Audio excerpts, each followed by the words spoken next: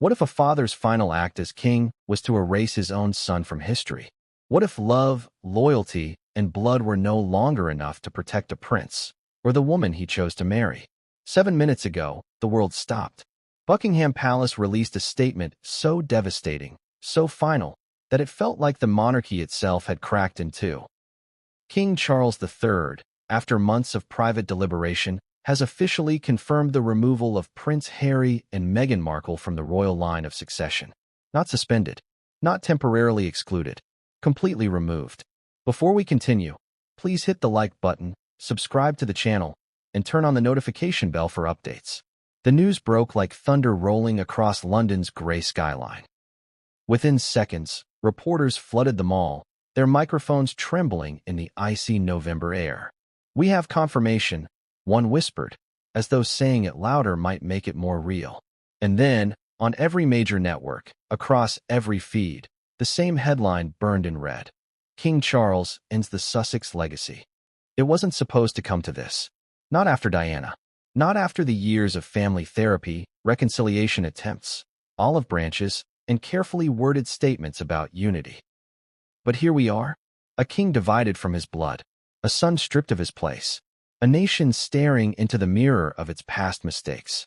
And yet, as the cameras flashed and commentators rushed to explain the constitutional implications, something far deeper began to unfold, something emotional, human, and hauntingly familiar. Because this isn't just a political decision. It's the culmination of decades of pain, resentment, and secrecy. Let's rewind. For years, whispers had haunted the palace walls. Rumors of secret meetings, private letters, and growing tensions between the king and the Duke of Sussex. Insiders spoke of irreversible rifts. But even the most cynical royal watchers never believed it would go this far. Until today, the palace statement was short. Only 67 words, but every one of them cut like a blade. It cited irreconcilable differences between the interests of the crown and the Duke and Duchess of Sussex. It ended with a cold, legal line.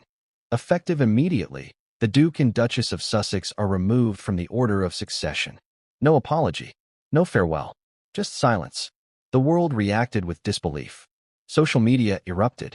Hashtags like #RoyalBetrayal and #SussexErased trended globally within minutes. Some called it justice. Others called it cruelty.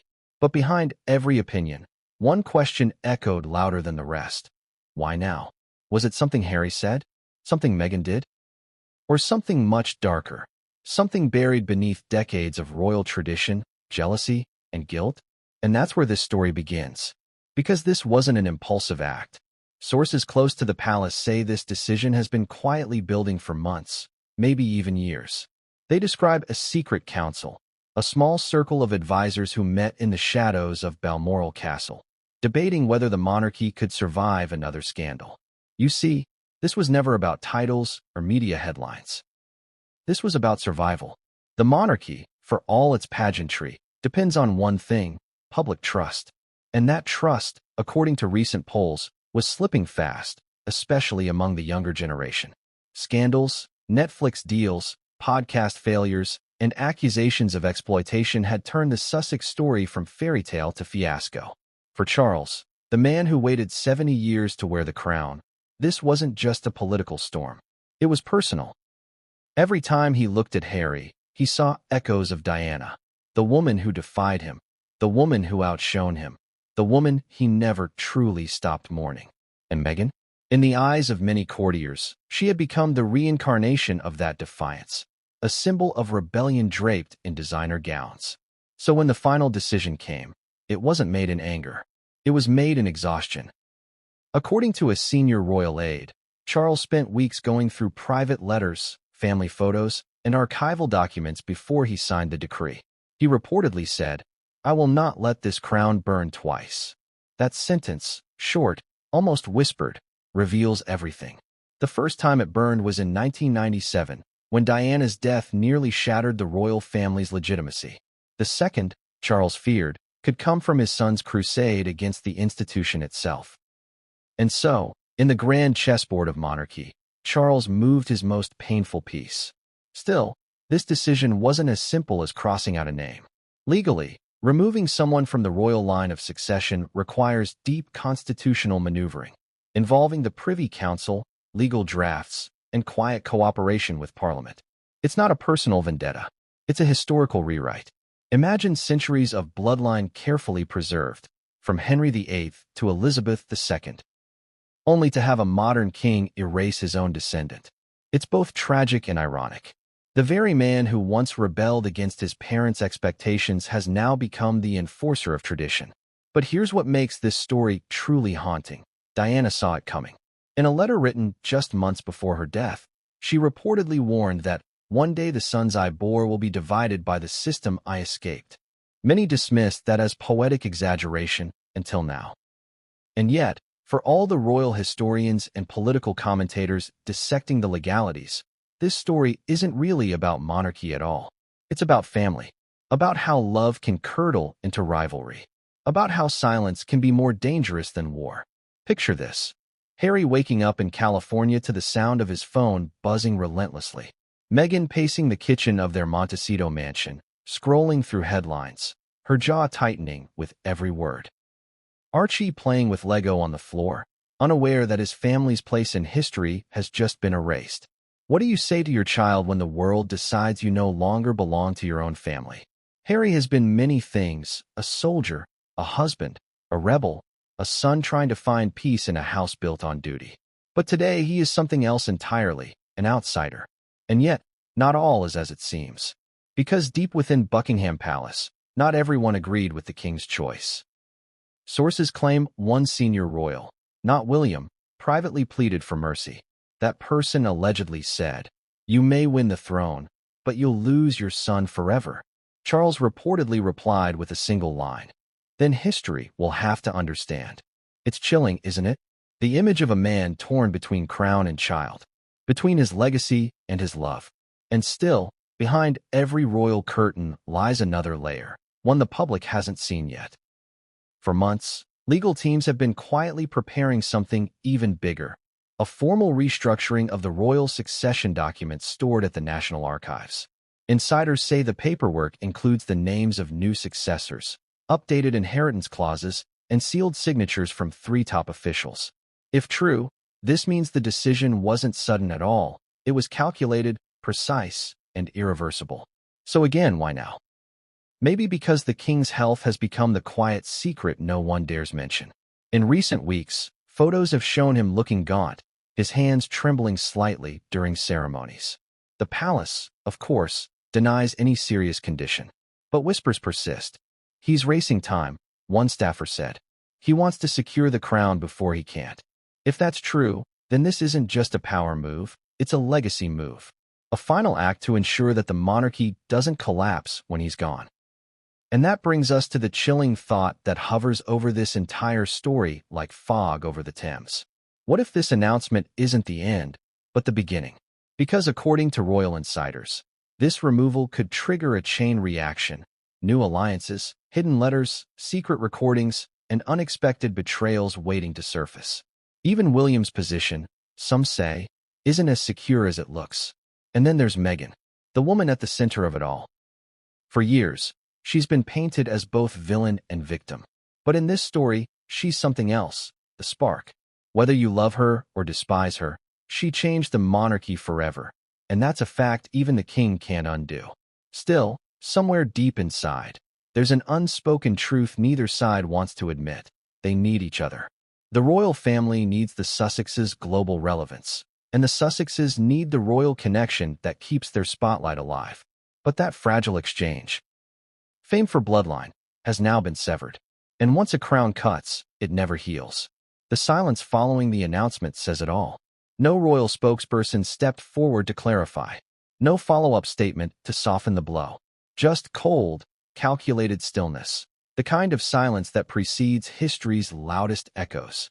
And yet, one detail in the official document has analysts puzzled. There's a signature missing. One name left blank. And that absence might change everything. Because if it's who many believe it is, then the king wasn't acting alone. And that's where our story truly begins. Because tonight, behind the castle walls, a secret council convened. One that could reveal who really pulled the strings behind this royal erasure. But what came next would change everything, and no one saw it coming. It began with a single envelope, cream-colored, sealed with the red wax of the royal crest. No one knew it was coming. Not the staff. Not even some of the king's closest advisors. The courier arrived just after dawn, escorted by 2 royal guards, his eyes fixed straight ahead as though he carried something far heavier than paper. Inside the envelope was a document that would alter the monarchy forever. The royal order, officially titled Instrument of Succession Adjustment, bore the king's signature, dated and stamped with the royal cipher. It was precise, deliberate, and terrifyingly final. With a few strokes of ink, centuries of tradition had been rewritten. But let's rewind that morning. Picture the palace, the chill of early morning mist curling through the iron gates, the rhythmic toll of Big Ben echoing faintly in the distance. Inside, the hallways glowed with golden lamplight, yet the mood was far from regal. Aides whispered in corridors. Curtains remained drawn. The king had not been seen since midnight. According to one insider, Charles had spent the night alone in his private study, pacing beneath the portrait of his mother, Queen Elizabeth II. For hours, he stared at the empty chair opposite him, the one Harry once occupied during family briefings, the one that had been empty for far too long. What could drive a father to sign away his own son's birthright? That question haunted everyone who saw the document that morning. Some claimed the king looked pale, drained, almost ghostly when he handed it over to his private secretary. His hands trembled, said one aide. Not from weakness, but from the weight of what he was doing. The text of the order was chilling in its simplicity. It read, "Whereas it has been determined that the continuance of the Duke and Duchess of Sussex within the line of succession poses enduring challenges to the stability of the Crown and the unity of the Commonwealth, His Majesty, by the grace of God, does hereby enact the formal removal of said individuals and their descendants from the succession order, effective immediately." That was it. No emotion, no apology, just law. Yet buried in the legal phrasing was a deeper message, one that few recognized at first. The phrase, "and their descendants," meant that not only Harry and Meghan, but their children, Archie and Lilibet, were also stripped of succession rights. The erasure was total. For the first time since 1936, the monarchy had deliberately rewritten its own bloodline. As dawn broke over London, a private courier delivered copies of the document to the Prime Minister, the Archbishop of Canterbury, and the Lord Chancellor, each one a constitutional witness. By law, the order required acknowledgement, not approval. The monarchy's decision was absolute. But something was off. One name, one crucial signature, was missing. Royal protocol requires the counselors of state to acknowledge major constitutional changes. Normally, that includes Queen Camilla and Prince William. Yet the document that morning bore only 2 signatures, the king's and that of the Archbishop. William's name was nowhere to be found. Had he refused? Or had he never been asked? That question, more than any other, ignited the firestorm that followed. Because if William wasn't part of the decision, then perhaps this wasn't just a family matter. It was a power struggle. Hours later, the news leaked. A palace insider, speaking under anonymity, revealed to the press the king acted alone. The Prince of Wales was informed only after the order had been signed. Imagine that. A son learning from the morning headlines that his brother had been erased, and that his father had done it without consultation. It's hard to fathom the silence in those first few hours between father and heir. But if you listen closely, behind that silence was strategy. Charles had learned from history. He knew that if he informed William beforehand, leaks were inevitable. The Sussexes would have gotten wind of it. Their legal team, their PR machine, their global supporters, all would have mobilized to spin the narrative before the ink dried. The king wasn't just protecting the monarchy. He was outmaneuvering a media empire. Still, the emotional toll was immense. In those who saw him that morning, there was something fractured about the king. One attendant described it perfectly. He didn't look victorious. He looked relieved, as though he'd finally pulled a thorn, only to realize it was part of his own flesh. The royal order was dispatched to archives by noon. Copies locked in glass cases, digital versions secured in encrypted royal databases. But not all copies stayed hidden. A scan of the document, slightly blurred, surfaced online hours later. Its authenticity was confirmed almost instantly. Within minutes, the internet exploded. "Traitor King," some cried. "Finally, accountability," others replied. The nation split overnight. For every supporter of Charles's decision, there was another accusing him of destroying his family for the sake of public opinion. In Montecito, California, Harry and Meghan reportedly learned of the decision while preparing for a charity video conference. Meghan froze mid-sentence when her phone buzzed with a CNN notification. Harry took her phone, read the headline once, then twice, before walking outside, silent, eyes fixed on the horizon. What could he possibly say? For Harry, this was more than a political act. It was an existential erasure. To be removed from the line of succession wasn't just to lose power. It was to lose place, history, belonging. The monarchy was built on lineage. And overnight, his had been severed. And yet, those close to him say his first words weren't of anger. They were of disbelief. "He wouldn't do this," Harry reportedly murmured. "He can't." But the truth was undeniable. The order existed. The signatures were real. And the Crown had spoken. Meanwhile, in London, the Royal Legal Office scrambled to address constitutional implications. Could Parliament challenge the King's decision? Technically, yes. But practically, no. The monarch's power in matters of succession, though rarely used, remains sovereign. It's a silent authority, one that carries centuries of precedent. Still, the move raised an unprecedented question.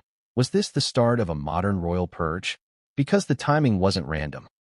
Just weeks earlier, rumors had surfaced of a financial audit involving several royal charities. Archewell's operations were under scrutiny, and whispers linked the investigation back to palace concerns about accountability. Some believe this was the final straw, not scandal, but money. By removing the Sussexes, Charles not only shielded the monarchy's finances from further association, but also redrew the narrative. A decisive king reclaiming control. But even the strongest fortress can hide cracks. Sources inside Buckingham Palace described the hours after the announcement as eerily quiet. Staff avoided eye contact. Meals were skipped. The king canceled his afternoon meetings. By evening, only one person visited his study, Queen Camilla. What passed between them remains private, but witnesses heard raised voices. One servant overheard the queen say, "You think this will make them love you again? It won't." The king's reply was colder. "It's not about love anymore." Those words, later repeated in whispers among palace aides, captured the tragic reality of the crown. Love, in the House of Windsor, has always been expendable. Still, even as the nation debated and the palace braced, one question lingered. If William didn't sign, who did approve this? Some point to the Archbishop of Canterbury. Others suspect Queen Camilla herself may have played a larger role than anyone realizes.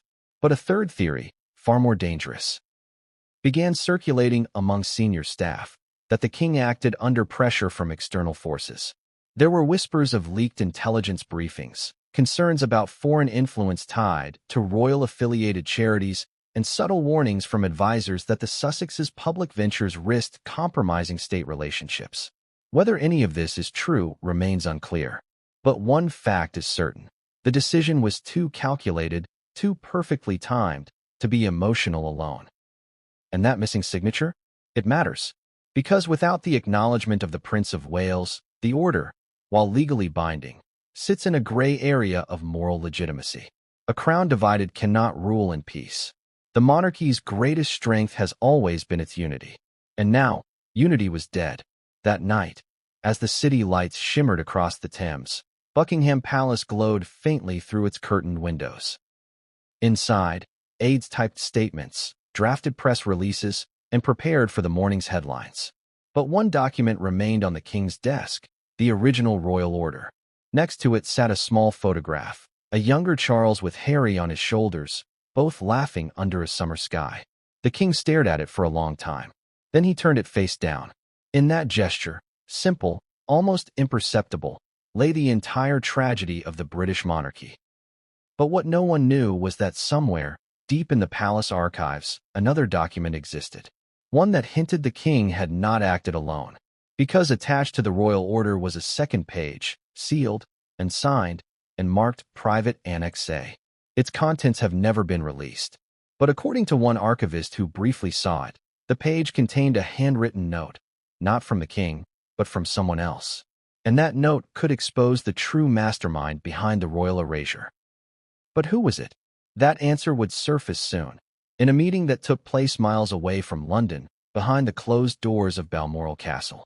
And what happened there would make even this royal order look like child's play. Because at Balmoral, loyalty was about to be tested, and betrayal would have a face. The truth rarely announces itself in bright daylight. It hides in fog, behind locked doors, in rooms where loyalty and fear share the same air. And on a cold Scottish morning, Balmoral Castle became that kind of room. The royal jet had landed quietly at Aberdeen Airport before dawn. No press, no fanfare, just 3 black Range Rovers waiting on the tarmac, their engines humming in the mist. Inside one of them sat King Charles III, staring out the window, his gloved hands folded, his reflection pale against the glass. He wasn't here for ceremony. He was here for judgment. Balmoral had always been his mother's sanctuary, Queen Elizabeth's place of peace. For Charles, it was now his fortress. A place where decisions too dangerous for London could be made in silence. Inside the great hall, the fire roared low. Heavy drapes muffled the wind. And gathered around the oak table sat a select few. Princess and Prince Edward, the Archbishop of Canterbury, and Sir Jonathan Harcourt, the king's senior constitutional advisor, a man so discreet he'd never given a single interview in 40 years of royal service. Notably absent was Prince William. The air was tense, like before a verdict. The king began quietly. "It's done," he said. "The order has been signed." No one spoke. Even the fire seemed to hesitate, and was the first to break the silence. Her voice, sharp as always, carried both frustration and fatigue. "You did this without consulting us. Without consulting William. Father would have called that reckless." Charles looked down. Father didn't live long enough to understand the world we're in now. That line hit hard. The room shifted. Edward, the quiet one, folded his hands and said softly, "And what happens when this becomes public? You think it will protect the crown? It'll only prove Harry right, that this family eats its own." The Archbishop cleared his throat. "Your Majesty, if I may, the optics of divine right have faded in the modern world.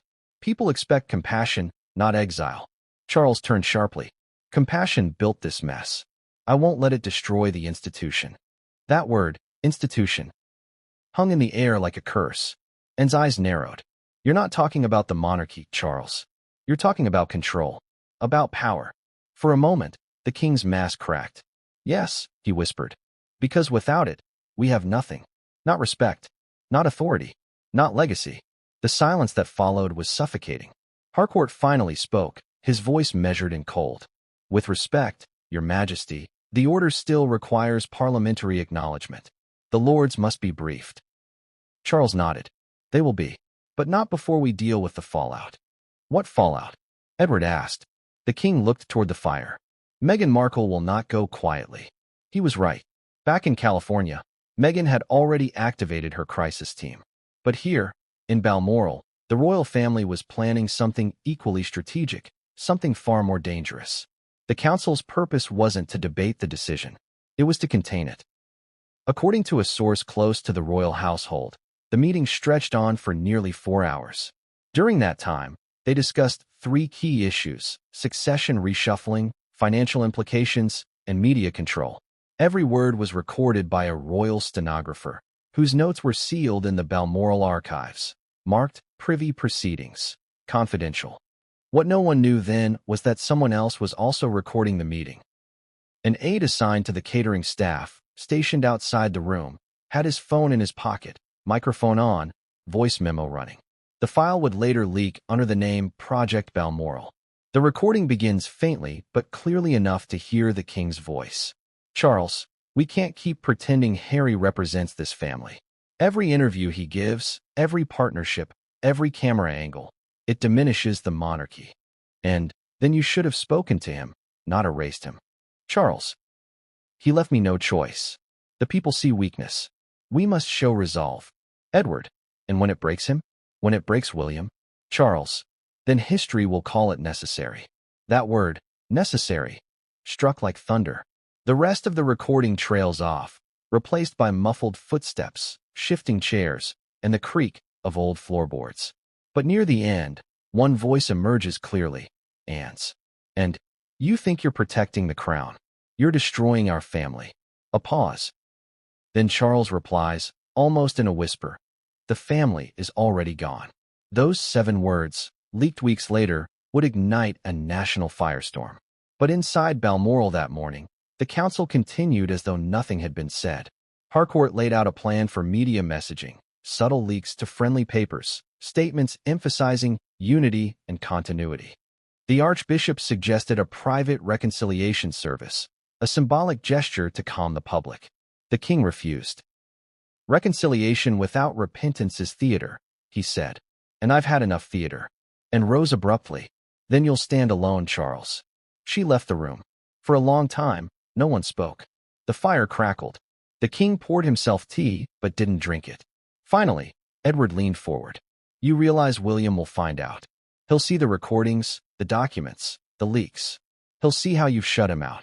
Charles's voice was flat. He'll understand. But even he didn't sound convinced. The Archbishop sighed. Forgive me, Your Majesty, but no son understands the sound of his father's silence. That line cut deep, because it was true. Charles knew it from his own life. The cold distance of his father, Prince Philip. The endless expectation. The weight of duty crushing every shred of affection. He had inherited that silence, and now he was passing it on. By the end of the meeting, the official plan was clear. Maintain the public narrative of stability. Avoid direct comment on the Sussexes. Prepare emergency talking points in case of backlash. Secure archival control of all related documentation, including Private Annex A. But there was one more item on the agenda, one so sensitive it wasn't written down. Harcourt brought it up last. Your Majesty, he said carefully, regarding the inheritance protocols, removing the Sussex line will reallocate certain estates and trusts.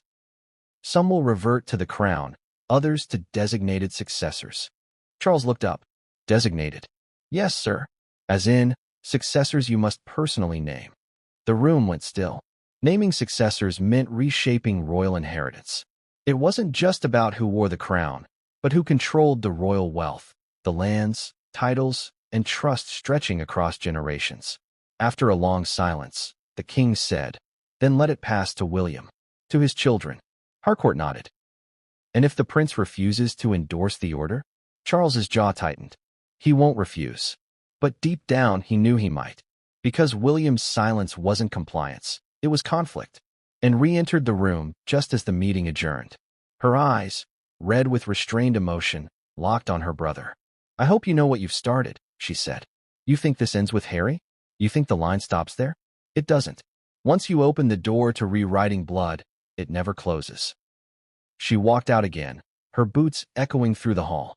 The king stood motionless. Even the Archbishop seemed uneasy. Edward quietly collected his papers and followed his sister. Harcourt lingered. Your Majesty, he said softly, every monarch faces a test. This may be yours. Charles didn't answer. He simply turned toward the window, watching snow begin to fall on the heathered hills beyond Balmoral. The world outside looked calm, pure, untouched. But inside those walls, a storm was gathering. Because somewhere in the shadows, that secret recording of the meeting, Project Balmoral, was already making its way out of Scotland. Someone had copied it. Someone who wanted the world to know that this royal decision wasn't unity, but mutiny. And that leak would soon expose more than just family conflict. It would reveal the one person whose involvement would change everything, not because of power, but because of blood. Prince William. Because what the king didn't know was that his eldest son had been informed of the order days before it was signed. Not by the palace, not by Parliament, but by someone he never expected to betray him. And when he learned the truth, William made a choice that would haunt the monarchy forever.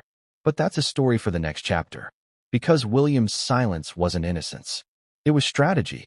And when his part in this royal crisis is finally revealed, the world will see that not even kings are safe from their heirs. What would you do if you knew your father was about to erase your brother from history?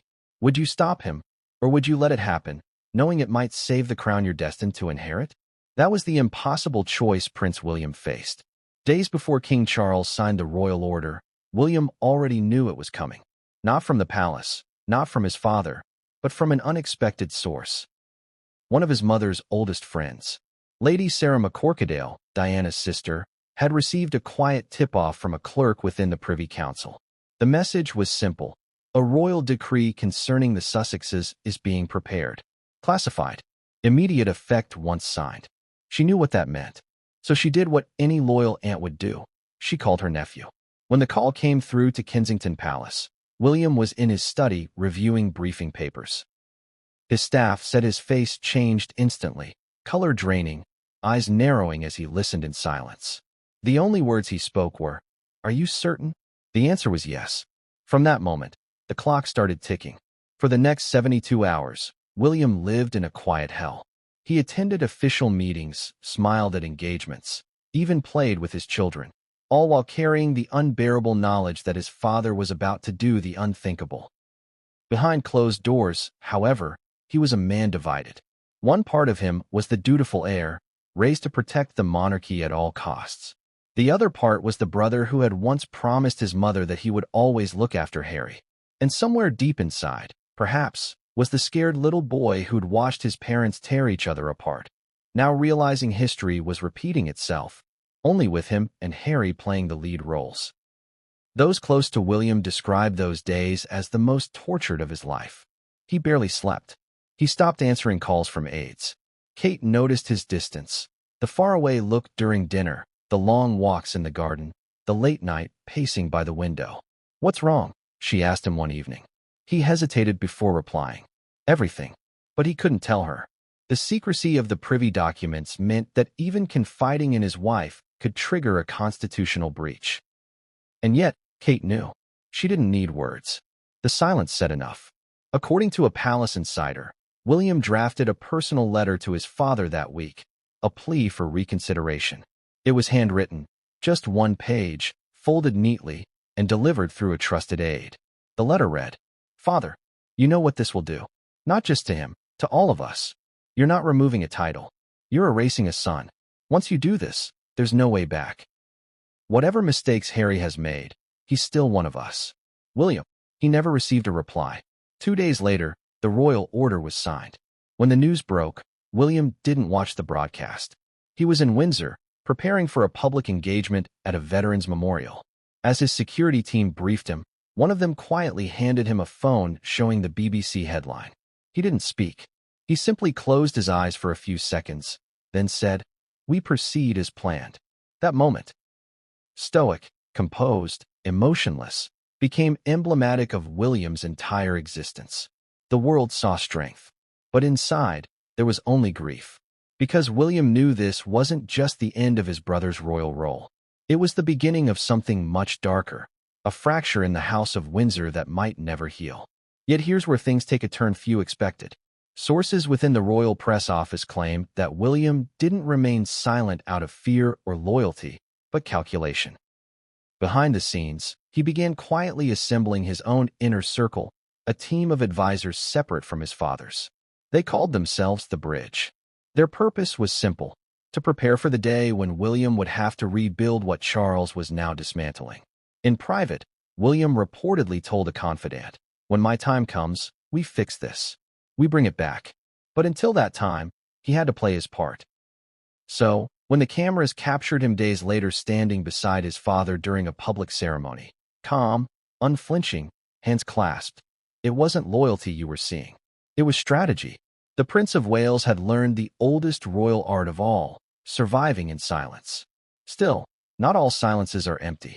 Some are full of unspoken messages. During that same event, cameras caught a fleeting exchange, the kind of moment only body language experts would notice. Charles glanced briefly at his son, as though seeking reassurance. William didn't look back. His jaw tightened, his gaze fixed ahead. A 2-second exchange, but one that said everything. Because in that look, Charles saw something he hadn't expected, not obedience, but quiet defiance. And that terrified him. For the first time, the king realized that the heir to his throne no longer trusted him completely. The father-son dynamic had flipped. The monarch feared the successor. Behind palace walls, aides began noticing small changes. William's private correspondence was rerouted through his own team. Meetings with his father became shorter, colder. Even family dinners at Clarence House grew awkward, polite smiles hiding silent wars. And then came the leak. 3 days after the royal order went public, a fragment of Project Balmoral appeared online. A 27-second audio clip featuring voices unmistakably belonging to the king and Princess Anne. It was the moment and accused Charles of destroying the family. The clip spread like wildfire. The public was stunned. The palace scrambled. And suspicion immediately turned inward. Who leaked it? Theories flooded social media. Some blamed disloyal staff. Others whispered of foreign hackers. But among the royal household, suspicion quietly fell on one person, Prince William. After all, he had motive. He had access. And he had reason to distance himself from his father's decision. Of course, no proof ever surfaced. And William, when confronted, didn't deny it. But he didn't confirm it either. Instead, he told a close aide, "Let people think what they want. It's time they started asking questions." Those words, repeated later to journalists off the record, painted a picture of a man playing a long game. A prince waiting not to inherit the throne, but to redeem it. Still, the emotional cost was immense. Insiders described William as haunted during that period. Eating less, sleeping little, working relentlessly. Kate stood by him, though even she admitted privately, he carries the crown before he wears it. At one particularly tense moment, William reportedly confided to a friend from his RAF days, "It's not the throne I fear. It's what I'll have to fix when I get there." That confession reveals more than any press statement ever could. Because William, for all his composure, knows what the monarchy truly is, a machine. And once it starts grinding, it doesn't stop. Not for love, not for blood. Still, even he didn't know that his quiet resistance was being watched.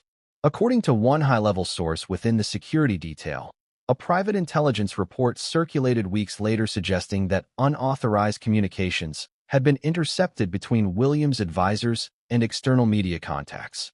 Translation: someone was monitoring him. Whether it was Charles or the palace intelligence team remains unclear. But one thing is certain: trust inside the royal family had completely collapsed. And while the king focused on the external fallout, he missed the quiet rebellion forming under his own roof. Because William had already made a decision, one that would send shockwaves through the monarchy. He reached out to Harry. The call lasted less than 5 minutes. But it was their first direct conversation in over 8 months. No one knows exactly what was said, but according to someone close to Harry's circle, his voice broke at one point. "Is it true?" he asked. William paused before replying. "It's worse than you think." After that, the line went silent. Whatever hope of reconciliation existed between the brothers had just taken on a new, dangerous form.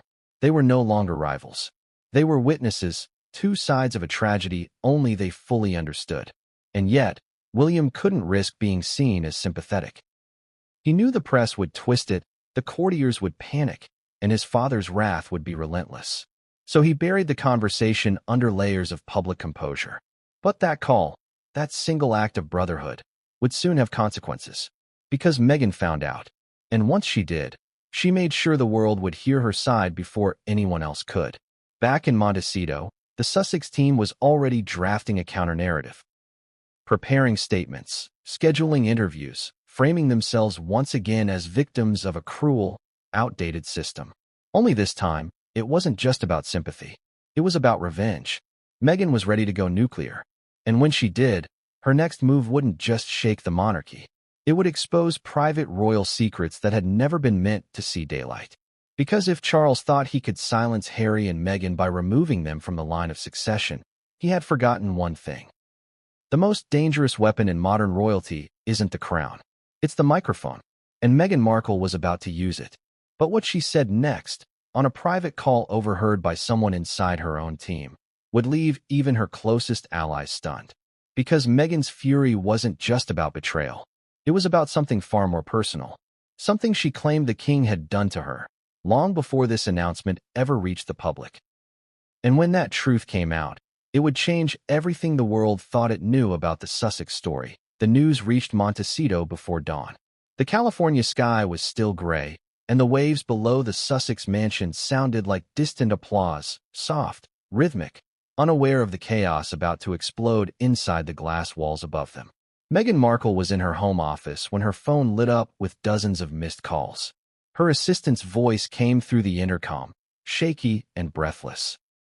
"It's everywhere, ma'am. Buckingham Palace just confirmed it." Meghan blinked. Confirmed what? The removal. For a full 3 seconds, she said nothing. Then she froze. Her shoulders straightened, her expression hardened. Slowly, she reached for the tablet on her desk. The headline on CNN glared back at her in bold letters. King Charles confirms. Prince Harry and Meghan removed from the royal line of succession. Her face went pale, then red. "He wouldn't dare," she whispered. Her assistant stood silent, unsure whether to leave or stay. The silence in that moment was electric, like the stillness before lightning strikes. Then, suddenly, Meghan slammed the tablet down, the sound echoing through the marble-floored room. "He can't do this. He can't." But he had. For Meghan, this wasn't just about losing royal standing. It was about humiliation. She had built her brand on the idea that she and Harry had chosen to walk away, that they had taken control. And now, overnight, that narrative had been ripped away. The palace had turned their independence into exile. Within minutes, Montecito was a war zone. The Sussex communications team rushed in, phones buzzing, laptops open, social media feeds flashing with every second of breaking coverage.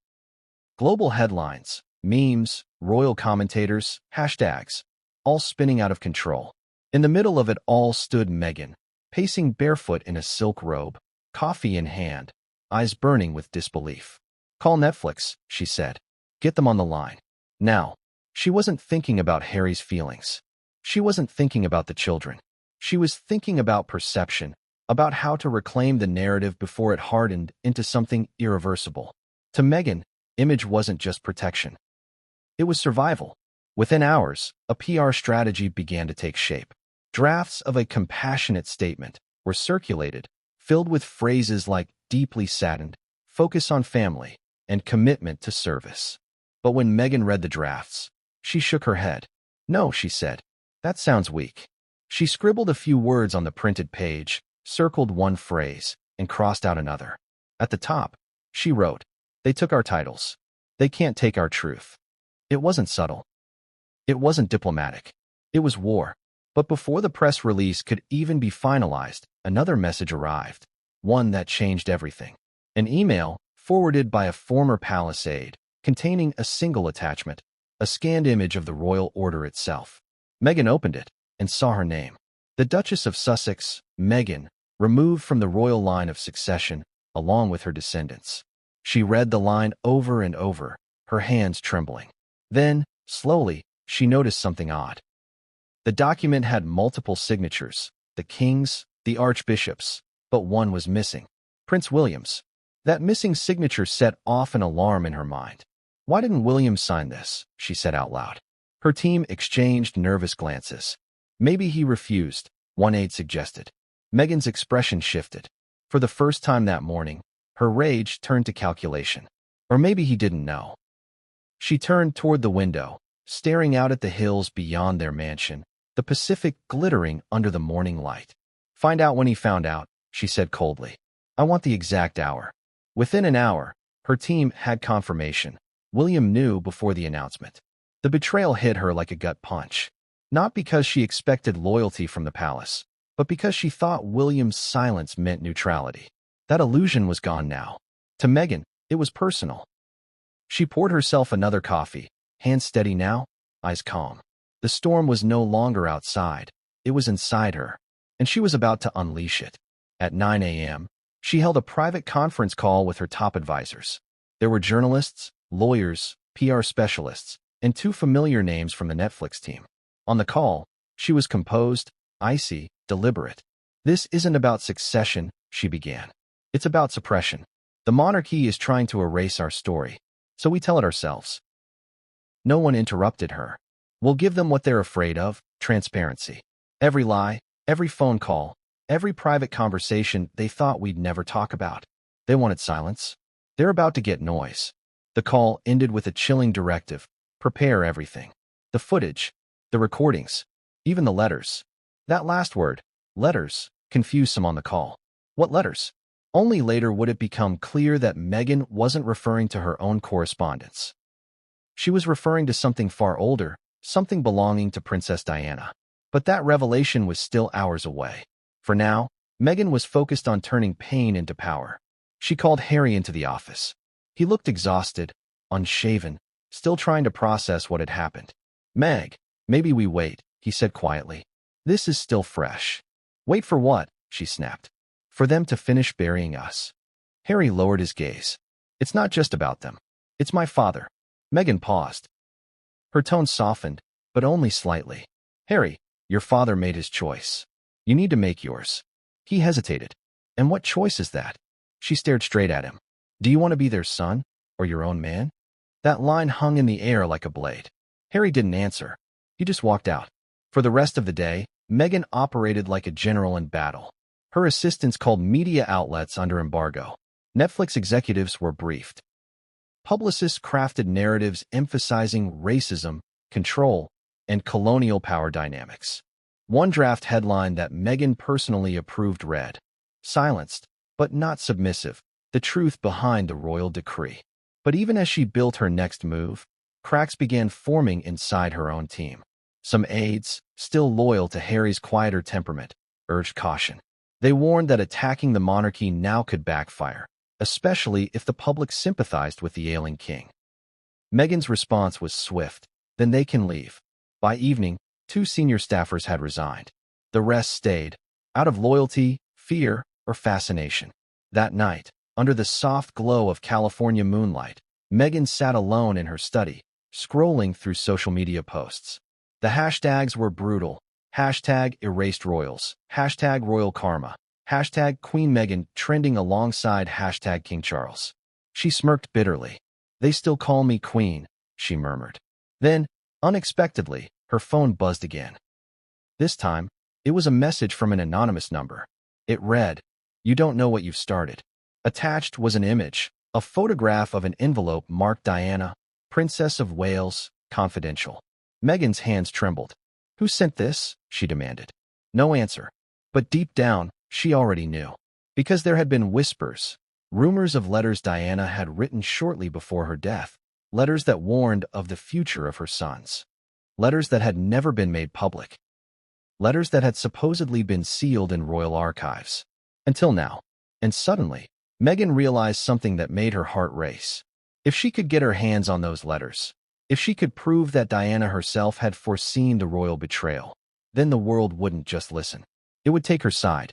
She turned to her aide, who had re-entered the room nervously. "Find out where these letters are," Meghan ordered. "I don't care what it takes."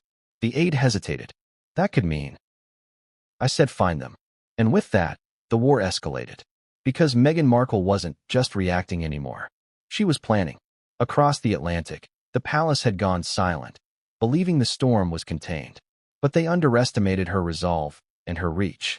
By midnight, whispers began circulating that Meghan had contacted a former royal archivist, someone who once worked under Queen Elizabeth herself, someone who might still have access to those sealed letters. And if those letters surfaced, they wouldn't just shake the monarchy, they'd expose secrets buried since Diana's final days. For now, Meghan sat back, phone in hand, a cold smile forming on her lips. "They wanted to erase me," she said softly. "Let's see how they handle a ghost." She looked out over the Pacific, where the horizon bled into the night. The waves, once calm, now crashed violently against the rocks. It was as if the ocean itself felt the tension building. Somewhere in London, the king was preparing for bed, believing the worst was behind him. He was wrong, because the letters of Diana, long buried, long forgotten, were about to rise again. And when they did, they would bring more than memories. They would bring judgment. The ghost of Princess Diana had always lingered over the monarchy, a presence felt but never acknowledged. But now, that ghost had found her voice again. It started with an email. Anonymous. Untraceable. Sent to every major news outlet in the UK with the subject line, "From the hand of Diana." Attached were scanned images of what appeared to be handwritten letters, pages of slanted cursive in Diana's unmistakable style, dated months before her death. The first line of the first letter read, "I fear the storm my boys will inherit. The institution I married into will one day turn on them both." The internet exploded. Journalists, historians, even handwriting experts swarmed to authenticate the documents. Within hours, every major publication had the same headline: Diana's secret letters surface, a mother's warning from beyond the grave. The timing couldn't have been worse for King Charles. The monarchy was still reeling from the backlash of removing Harry and Meghan from succession. Now, the late princess's own words seemed to predict it, and the letters weren't vague musings or poetic fears. They were specific, too specific. In one passage, Diana wrote, "Harry has the kind heart, but not the armor for this world. If they can't control him, they will erase him. I see that clearly." That single sentence detonated across the globe like a bomb. The palace's press office went into overdrive, refusing to comment, insisting on forensic verification. But it was too late. The emotional damage was done. The world didn't care whether the ink was authentic. The pain was. Outside Buckingham Palace, mourners began leaving flowers again, just as they had in 1997. Handwritten notes read, "She warned us. History repeats. Justice for Diana's sons." And for the first time in years, people weren't angry at Harry or Meghan. They were angry at the crown. Inside Clarence House, the mood was grim. The king reportedly spent hours locked in his study, reviewing the leaked letters in silence. One aide said, "He didn't blink. He just kept reading them, over and over, like he was searching for something between the lines." But what he was really searching for was control, and he no longer had it. Because the leak didn't just resurrect Diana's voice. It raised new questions about what the royal family had been hiding for decades. Where had these letters been kept? How did they suddenly resurface now? And who had access to them? The answers pointed to one place: the royal archives. And there was only one person who could have breached them: a former archivist named Thomas Ellery, who had retired quietly 5 years earlier. Ellery had been responsible for cataloging private royal correspondence, including the Diana collection. He knew where the letters were stored, how they were sealed, and under what conditions they could be released. And yet, when reporters tracked him down at his small cottage in Devon, he denied everything. "I don't know anything about that," he said, his voice trembling. "I signed the Official Secrets Act. I wouldn't risk my life for it." But the tremor in his voice betrayed him. He knew something. Within days, investigative journalists uncovered encrypted email records suggesting Ellery had been in contact with an American intermediary weeks before the leak, a name familiar to everyone now following the saga: Meghan Markle's media consultant. The implication was undeniable. Meghan's team had orchestrated the leak. When confronted, her spokesperson issued a carefully worded denial. The Duchess has had no involvement in the release of any private materials. However, she respects the late princess's courage and wisdom. It wasn't a denial. It was a message. Meghan didn't need to admit anything. The timing alone told the story. The leak appeared just days after the royal order. It was retaliation, poetic and brutal. And yet, for many around the world, it felt righteous. For years, Diana had been portrayed as paranoid for warning that the monarchy would one day destroy itself from within. Now her words seemed prophetic. Social media turned into a digital memorial. Hashtags like #DianaWasRight and #VoiceFromHeaven trended worldwide. Even Hollywood celebrities weighed in, calling Diana the eternal truth-teller. The emotional tide had shifted. For the first time since the Sussex saga began, the public wasn't just questioning Meghan's motives. They were questioning the monarchy's morality. Inside the palace, panic set in. Senior aides met around the clock, trying to contain the fallout. Legal experts debated whether the letters could be declared forgeries. But the problem was, they weren't. Forensic experts verified that the paper matched royal stationery from the mid-1990s. The handwriting, confirmed by multiple graphologists, was a 99% match. Even the ink composition corresponded with pens known to have been used by Diana. They were real. And worse still, the content of the letters suggested that Diana had foreseen specific dynamics that mirrored today's events. One letter mentioned the woman who will challenge the old order: American, outspoken, misunderstood. Another wrote chillingly, they will isolate the younger one by blaming her. It was impossible not to see Meghan in those words. News anchors spoke of Diana's prophecy.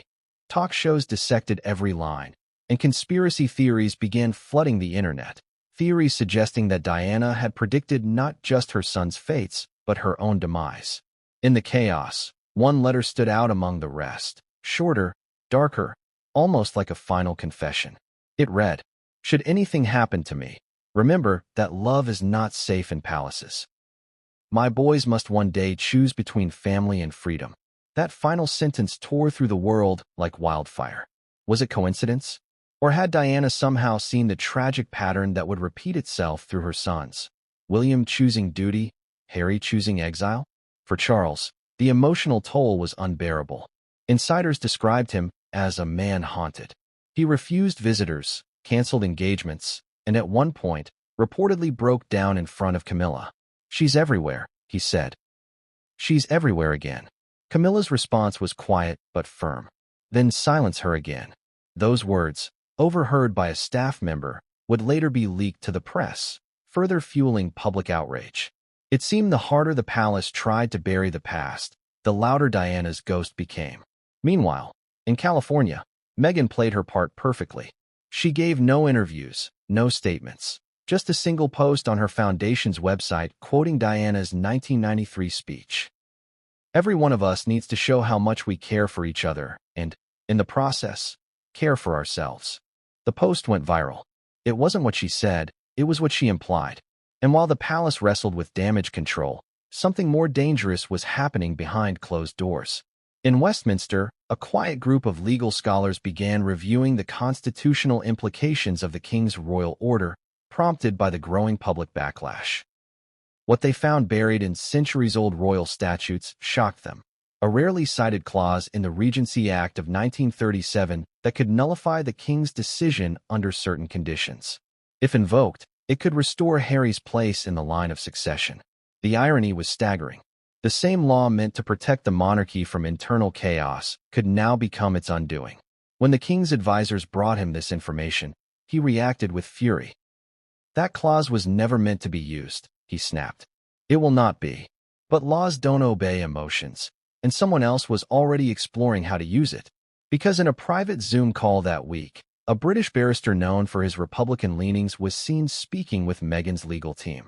And when asked later what they discussed, his answer was chillingly simple: loopholes. The monarchy, centuries old and seemingly untouchable, suddenly had won.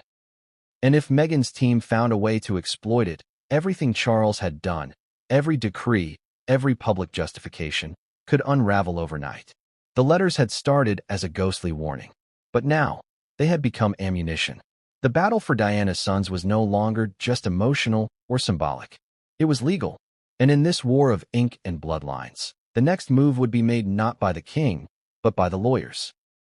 Because buried deep within the dusty pages of British constitutional law was a single clause, one so obscure it had never been used in modern history. Until now. And when that clause was invoked, it wouldn't just threaten the king's order. It would threaten the monarchy itself. It was the kind of discovery that could topple a crown, a forgotten paragraph buried deep within the yellowed pages of British law, gathering dust for nearly a century. The monarchy's greatest weapon had always been its history, but now, its greatest threat was hidden inside that very history. The Regency Act of 1937. Most people had never heard of it. Even fewer understood it. But in the wake of the royal order removing Prince Harry and Meghan Markle from the line of succession, this obscure law suddenly became the center of a constitutional storm. It began in a quiet office at King's College London. Dr. Lionel Beckworth, a constitutional historian known for his obsessive attention to archival detail, was working late when a colleague sent him an encrypted message. "You might want to look at Section 5, Subclause 3. Beckworth frowned, pulled the leather-bound copy of the Regency Act from his shelf, and began reading. He had studied this law for decades. It governed what would happen if a monarch became incapacitated or otherwise unable to rule. It also detailed the line of succession. But Subclause 3, that was different. It read, "Should a member of the royal family be declared unfit or excluded by decree, and said decree be proven to have been made under duress, misinformation, or in violation of counsel, said exclusion shall be deemed invalid." and succession restored upon proof of undue influence. In other words, if anyone could prove that King Charles's decision had been influenced by personal bias, emotional pressure, or false information, the entire royal order could be reversed. The implications were explosive. Beckworth immediately contacted an old friend, a barrister named Nigel Redfern, famous for defending controversial royal cases. Redfern's reaction was simple. If that clause is legitimate, the king just signed his own disaster. Within 24 hours, Redfern discreetly reached out to Meghan Markle's legal representatives in Los Angeles. The email was short and clinical. Potential reversal mechanism exists. Clause under Regency Act, 1937, would advise immediate consultation. The next morning, Meghan's lawyers were on a private video call with Redfern. The footage of that call, later leaked, revealed Meghan sitting silently in the corner of her Montecito office, arms folded, eyes fixed on the barrister's grainy webcam image. Redfern explained the situation in meticulous detail. "Your Majesty's removal from succession," he said, deliberately addressing Harry, not Meghan, "is binding under royal prerogative. However, if we can establish that the king acted under undue emotional or external influence, we may petition for judicial review. Technically, it's not justifiable in court, but politically, it's dynamite."